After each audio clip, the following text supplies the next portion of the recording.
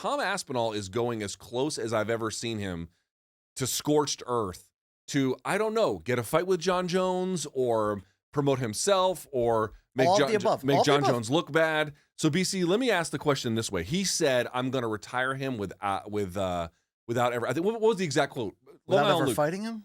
What was the exact quote he had about Jon Jones? I'll get the exact, but it was something like, I'll retire him without even having to fight him. Yeah. I mean, ice cold. Like, wouldn't he show me the respect as he walks out of MSG with at least putting the title? Yeah. You know, and he said, he's calling Steve Miocic Joe Biden, all kinds of stuff. Right? Sleepy Joe. Wow. I know. Joe Biden taking strays here all of a sudden.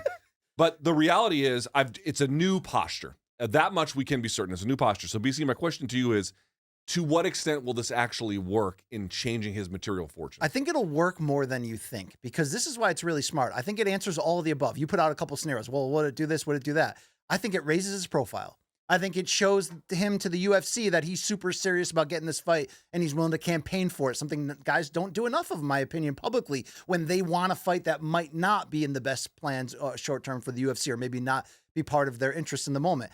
And I think what he has succeeded on, Luke, and you can tell me if I'm wrong on this, is A, putting a lot of pressure on Jon Jones by doing this, but B, making Dana White have to talk about it. The last few press conferences, I have seen the clips floating around social media of Dana being asked, and you know what he's had to do? We've heard Dana do nothing but puff up Jon Jones lately, right? Almost to hysterical levels, right? To the idea that... The kids call it glazing. Right, and you can just argue it's to make Jones versus Stipe still matter by arguing that he's the GOAT, which I don't think we're arguing against, but obviously the whole pound for pound debate and the whole who's leaving the room thing on that.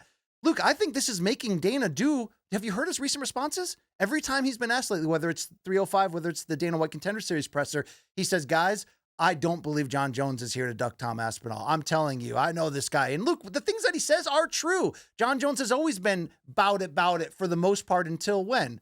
Well, kind of until Ngannou's rise, when Jones sat out 3 years and was trying to sort of find ways to get more leverage contract-wise. Remember, he brought in Richard Schaefer and all that. Luke, I kind of agree overall on a few things. Like, I think Dana is telling the truth from that regard. He believes Jon's going to take it no matter what. But even if he doesn't believe it, this puts more pressure on Jon. I think at the end of the day, whether this fight actually happens has always come down to UFC's ability to overpay for it. Because if you're Jon, you should make them overpay for it. You can argue that as much as we've been bashing Jon on this show, on the same level, we're kind of been bashing Canelo for being like, nah, I don't want Benavidez or Crawford. I don't want any of those fights you guys want. Or Morrell. Right. We've been saying that. But yet, if you're Jon, if your whole goal is to get paid for it, and if reality deep inside, and what is Jon's track record in reality? When he does show up, boy, does he show up against anyone in line. Let's do it. Maybe this is the way for him to get paid. So whether UFC is willing to actually give into that and give Jon Jones for the first time, quote unquote, Deontay Wilder money, as he said back in 2019, 2020, or whether Turkey Al-Sheikh is the intervener in the way that we probably wouldn't have gotten Bivol, Better Beef, Fury versus Usyk, and a couple other fights if it wasn't for Turkey Al-Sheikh's presence. That's why, love him or hate him, and the impact that Saudi Arabia is having on boxing, at the very least, we've gotten those significant fights that this era would be incomplete without. This fight in MMA is so rare because we rarely ever have UFC in a position of not giving us something. So when Dana takes the offensive, which he did in the last press conference, says, folks, when was the last time we didn't give you what you wanted? Tell us, right? It was Ngannou Jones, but Ngannou left. And we can always argue why he left. And I think Ngannou's answer at the PFL press conference was perfect in that regard.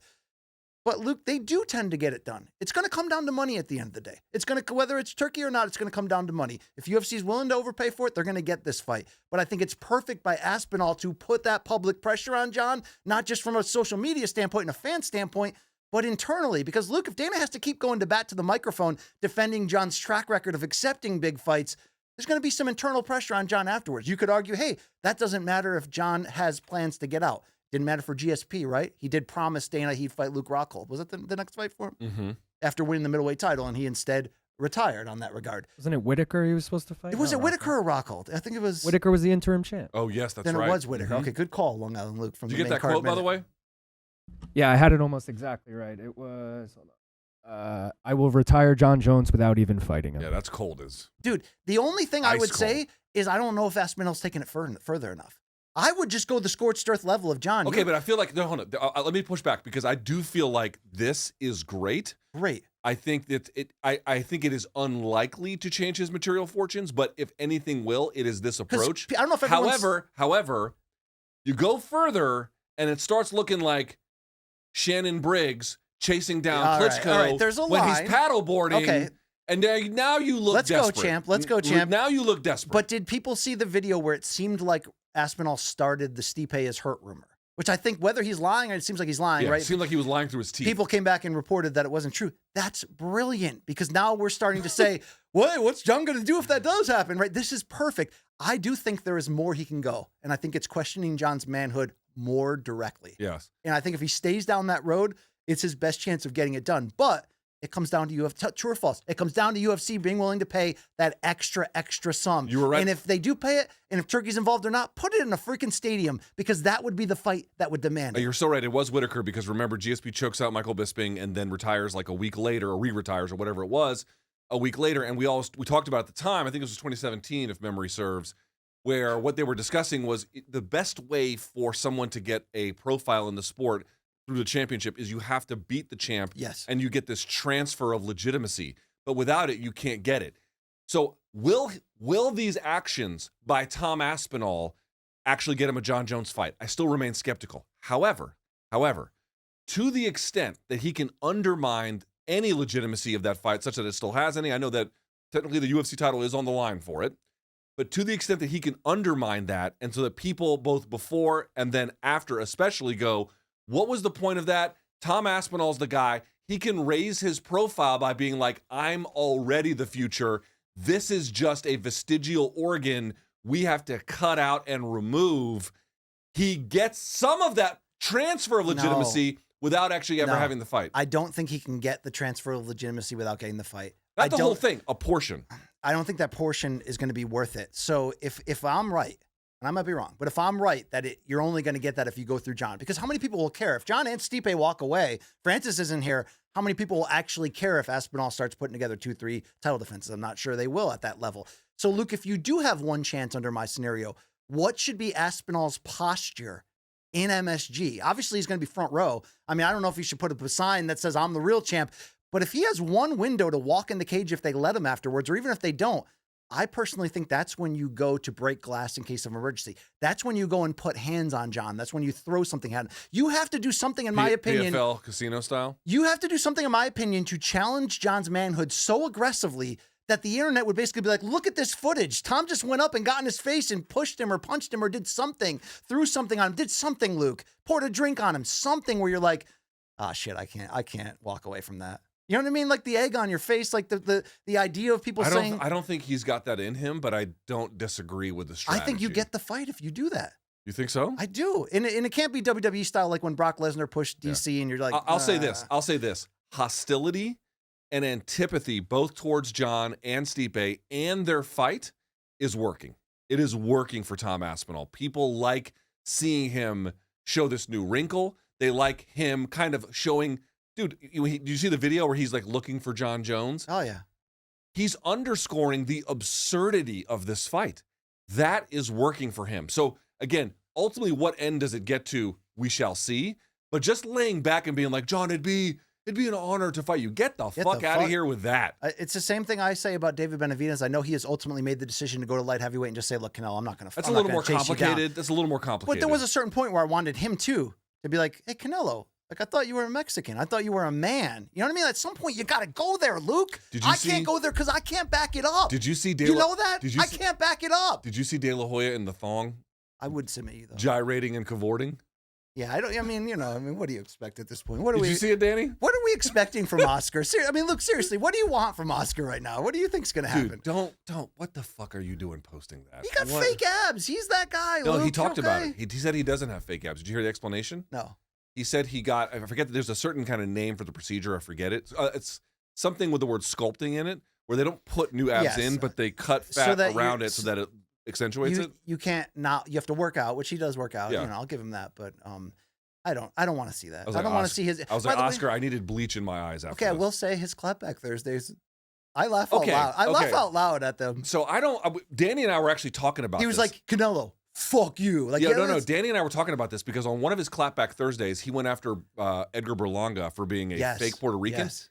And I don't like that shit. I mean, it's not my fight. I can't fight it, but like, I don't like that shit. And the second thing I would say is, dude, that's what they went after Oscar for.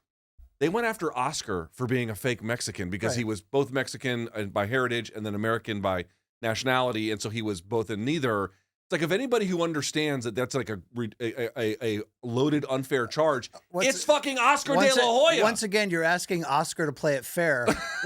When he offered Conor McGregor a Canelo fight, and then a day later when the Floyd fight got made, he wrote a letter to the boxing media saying that we need to boycott that Floyd-Conor fight. So he'll change his tune every other day. Oscar's also, the last thing I'd say is Clapback Thursdays is like, it's a roast. It's hilarious. Well, okay, but you only do it if you're really, really sensitive.